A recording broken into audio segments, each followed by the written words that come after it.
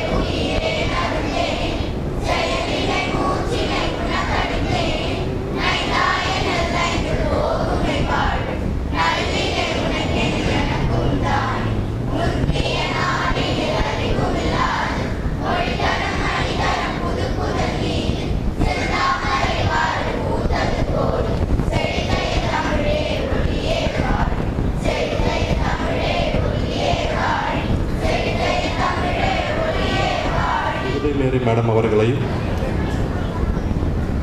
மற்றும் வரவேற்பு உரை நிகழ்த்த வந்திருக்கும் நமது பள்ளியின் தாளாளர் திரு ராஜராஜன் ஐயா அவர்களை வரவேற்று வாழ்த்துரை வழங்கும் நமது பள்ளியின் முதல்வர் அவர்களையும் வரவேற்று இந்த நிகழ்ச்சியை சிறப்பாக கொண்டாடுகிறோம்.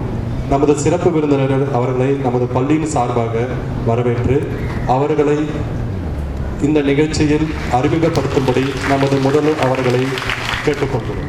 ஒன்று செய்தல் வேண்டும், ஒன்றும் நன்றே செய்தல் வேண்டும்.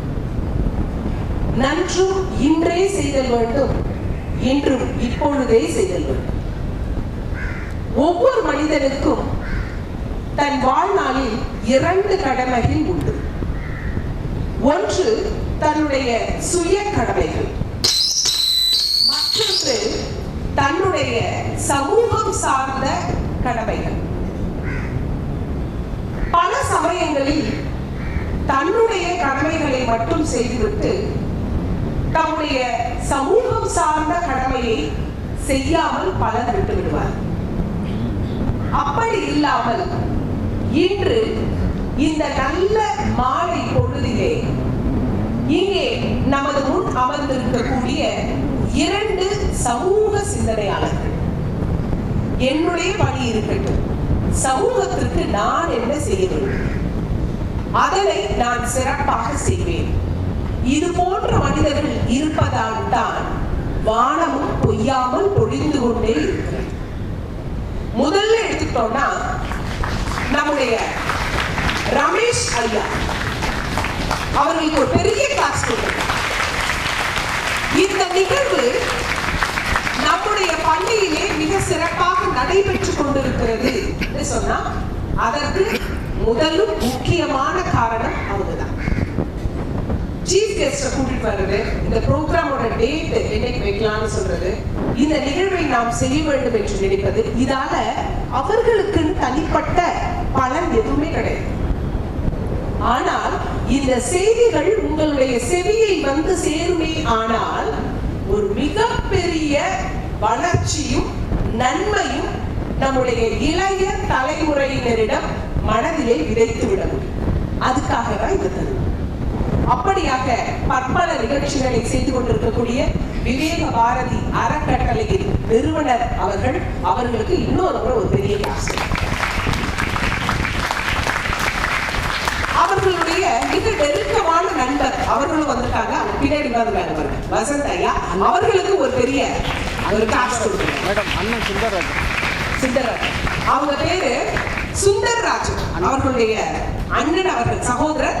அவங்களும் இவங்களோட எல்லா ப்ரோக்ராமும் வந்துருவாங்க. எப்படி ப்ரோக்ராம் செய்யறாங்க, அது வந்து தன்னுடைய நேரத்தை என்னால் நல்ல விஷயங்களுக்கு செலவிட முடியும்னு நினைக்கக்கூடிய அந்த நல்ல பண்பு அவர்களுக்கும் என்னுடைய வாழ்த்துக்களையும் நன்றியையும் இந்த நேரத்திலே தெரிவிக்கிறேன். இப்போ நம்மளோட சீஃப் கெஸ்ட் டீச்சர்ஸ் எல்லாம் please be seated, please be comfortable. நம்ம வகுப்பறையிலே அமர்ந்திருக்கக்கூடிய அந்த வேலையை விட இந்த நேரம் மிகவும் முக்கியமானது. வகுப்பறையிலே உங்களுடைய ஆசிரியர்களை நீங்கள் வருடம் முழுவதும் சந்திக்கலாம். ஆனால் இந்த மாதிரியான சிறப்பு விருந்தினர்கள் எப்போதாவது ஒரு நாள் மட்டுமே நம்மை வந்து சந்திப்பார்கள். ஆகவே அவர்களுடைய சிந்தனையையும் அவர்களுடைய தாற்பயத்தையும் பெற்றுக்கொள்வது என்பது மிகவும் முக்கியமான விஷயம். இப்போ நம்மளோட சீஃப் கெஸ்ட் யார்? அவங்க ஃபர்ஸ்ட் திங், எப்பொழுதுமே பாரதியை பற்றி பேச வேண்டும்னா தமிழ் துறையிலிருந்து யாராவது வருவார்கள். இவங்க தமிழ் துறை இல்ல, தமிழ் படிக்கல. he is a doctor. ஒரு டாக்டர் வந்து பாரதியை பற்றி பேச வருகிறார்னு சொன்னா அதுக்கே பெரிய கிளாஸ் கொடுக்கும். ஏன்னு சொன்னா இன்னைக்கு தெரியும் டாக்டர்ஸ் எல்லாம் they are very busy people. நம்ம போய் பார்க்கணும் டாக்டர்னாலே ஒரு 50 பேர் உட்கார்ந்துப்பாங்க, அதுல நம்ம 51 ஆளா இருப்பாங்க இல்ல. So he is a dentist. அந்த மாதிரி ஒரு பிஸியா ஹாஸ்பிட்டல்ஸ் வச்சிருக்க, கிளினிக் வச்சிருக்க, பாண்டிச்சேரியில கடலூர்ல 2 இடத்துலயும் கிளினிக் வச்சிருக்க பிஸியா இருக்கக்கூடிய ஒரு பர்சன். அந்த பர்சன் தான் இன்னைக்கு உங்களிடம் பாரதியை பற்றி சொல்ல வந்திருக்கிறார். ரெண்டாவது இவங்களை பத்தி ரொம்ப சிறப்பான விஷயம் என்னன்னா, டாக்டரா தான் ஆயிட்டேன், நான் நல்லா இருக்கேன், நான் ஏன் மற்றவங்களை பத்தி யோசிக்கணும்னு நினைக்காம புகையிலை, புற்றுநோய் இந்த வியாதிகளை இதனுடைய விழிப்புணர்வை மக்களிடம் ஏற்படுத்துவதற்காக ஒரு அமைப்பை வைத்துக் கொண்டு அதை மிக சிறப்பாக செய்து கொண்டிருக்கக்கூடிய நல்ல மனிதர். இதை விட ஒரு பெரிய விஷயம் இருக்கு, இது சொன்னா உங்களுக்கு எல்லாம் ரொம்ப பிடிக்கும். நம்ம சினிமால இருக்குல்ல, சினிமாவில சென்சார் போர்டுன்னு ஒண்ணு இருக்கு. எத்தனை பேருக்கு தெரியும்? அப்பா பிரைமரி சில்ட்ரனுக்குலாம் தெரியுமா? Very good. இந்த கேர்ள்ஸ் மட்டும் தெரியாதா சென்சார் போர்டு? அவங்க தான் என்ன பண்ணுவாங்க, they will just view the movies and they will give இந்த படத்துக்கு U கொடுக்கலாமா, UA கொடுக்கலாமா, A கொடுக்கலாமா, இந்த சீன்ஸ் எல்லாம் வேண்டாம், அந்த மாதிரி கட் பண்ணி போடுவாங்க. தெரியுமா உங்களுக்கு? எஸ், ஹேண்ட்ஸ்டம். அந்த சென்சார் போர்டுல one of the members தான் நம்மளோட டாக்டர். சோ இன்னைக்கு நம்ம பார்க்குற படங்கள் எல்லாம் இது நல்ல படமா, இது பிள்ளைங்களுக்கு போய் சேரலாமா, இத மக்கள் பார்க்கலாமா, இந்த செய்தி நல்லா இருக்கா, இந்த வார்த்தை நல்லா இருக்கா, இந்த காட்சி நல்லா இருக்கா, இதுக்கு பின்னாடி இருக்கிற பின் புலங்கள் எல்லாம் நல்லா இருக்கா, இந்த மாதிரியான எல்லா ஆய்வுகளையும் செய்யக்கூடிய சென்சார் போர்டுல ஒரு முக்கியமான மெம்பரா இருக்கக்கூடியவர் நம்முடைய டாக்டர். நான் இவங்ககிட்ட கேட்கும் போது இவங்க எனக்கு சொன்னாங்க, எப்படி சார் உங்களுக்கு பாரதியை பற்றி ஒரு பற்று வருவதற்கு காரணம் என்ன கேட்டா, அவங்க சொன்னது, அவங்க என்ன சொன்னாங்கன்னா, பாரதி எனக்கு எப்ப பற்று வந்ததுன்னா, நான் 7th ஸ்டாண்டர்ட் படிக்கும் போது என்னோட ஒரு காம்படிஷன்ல பாரதியோட புத்தகத்தை எனக்கு கொடுத்தார்கள். நம்ம பிரசிடென்ட் மேடம் வந்திருக்காங்க, அவங்களுக்கு பெரிய கிளாஸ் கொடுத்தவங்க வரவேற்போம். அந்த பாரதி புத்தகத்தை நான் படித்துக் கொண்டே இருந்தேன். ஒரு வருஷத்துல அதுல இருக்க பாடல்கள் எல்லாத்தையும் பாராயணம் செஞ்சுட்டேன். ஆக பாரதி எனக்கு மிகவும் பிடித்து போனார். ஆகையால் பாரதியை நான் பேசுறது வழக்கமா எடுத்துக்கொண்டேன். எவ்வளவு அழகா பாருங்க, நீங்களே இருக்கீங்க அந்த கிளாஸ் தான். 7th நான் இருக்கும்போது எனக்கு ஒரு இன்ஸ்பிரேஷன், பாரதியோட புத்தகம் கையில் கிடைச்சதுதான். அந்த பாரதியை படித்து விட்டேன் சொன்னேன். சரி, இதே மாதிரி வேற என்ன சார் படிச்சிருக்கீங்க? 8வது படிச்சேன், அப்போ ஒரு காம்படிஷன் வின் பண்ணேன். அப்போ பாரதிதாசனுடைய புத்தகம் கிடைத்தது, பாரதிதாசனையும் படித்து முடித்தேன் சொன்னேன். எவ்வளவு அழகா, ஒரு வாய்ப்பு கிடைக்கும் போது அந்த வாய்ப்பை சரியாக பயன்படுத்திக் கொள்ள வேண்டும். இப்போ இந்த ப்ரோக்ராம் ஸ்டார்ட் பண்றதுக்கு நம்ம பிரசன்ட் வரதுக்கு ஒரு 5 minutes ஆயிடுச்சு. சரி, ஆரம்பிச்சுடலாமா சார்னா, அந்த வேல்யூஸ் பாருங்க, விழுமியங்கள் மேடம் 2 minutes வெயிட் பண்ணு, அம்மா வரணும், அப்புறம் ஸ்டார்ட் பண்ணலாம். So this is called as character building. This is called as character.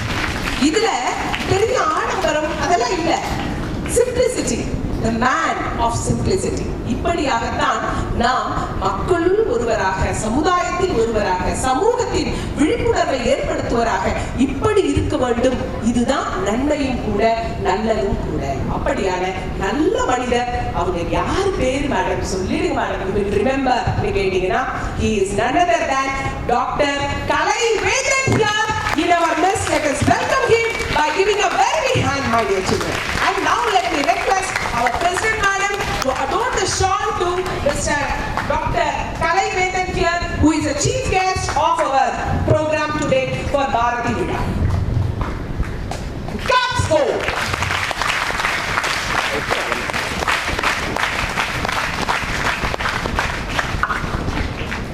One of them for the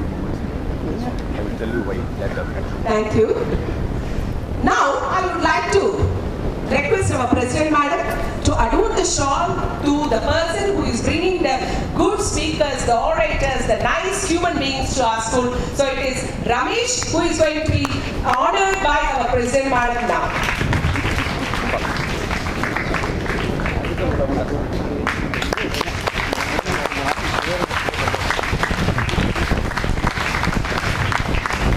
And let me request our President Madam to adorn the shawl to Annet Soundarajan also, because he is always with us and we would like to recognize him, his presence, his effort to be here. So let me request.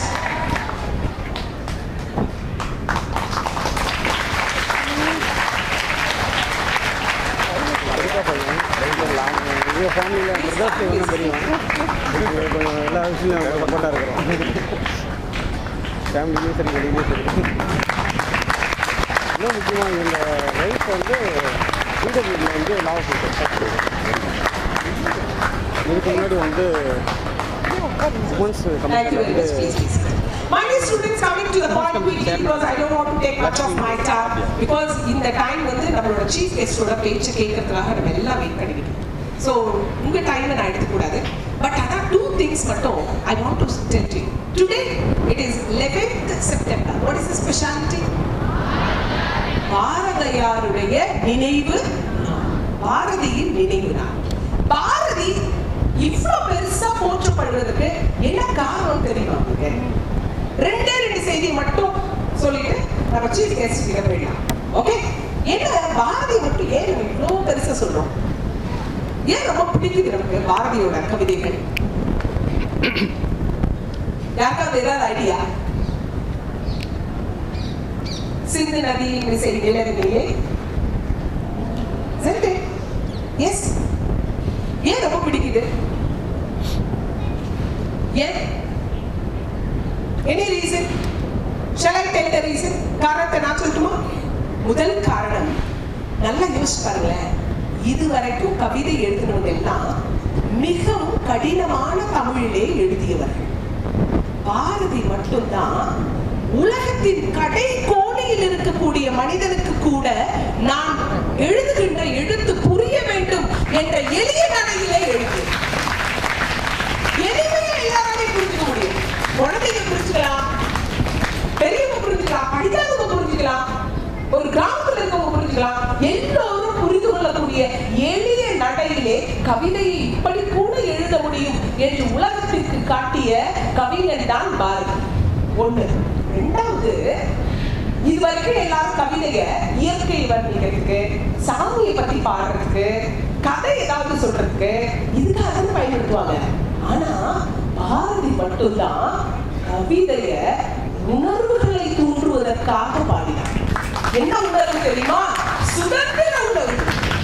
எல்லாரும் பீரங்கி கத்தி அதெல்லாம் எடுத்துட்டு வந்தாங்கல்ல, அவங்களுக்கு எதுக்கு என்னத்தை வச்சு நின்னார் தெரியுமா பாரதி? என்ன துப்பாக்கியா, என்ன ரிவால்வரையா, பிஸ்டனையா, எதை வச்சு நின்னாரு? என்னுடைய கவிதையை வைத்துக் கொண்டு நான் இருக்கிறேன். கவிதைய ஒரு மிகப்பெரிய ஆயுதமாக மாற்றியவன் பாரதி.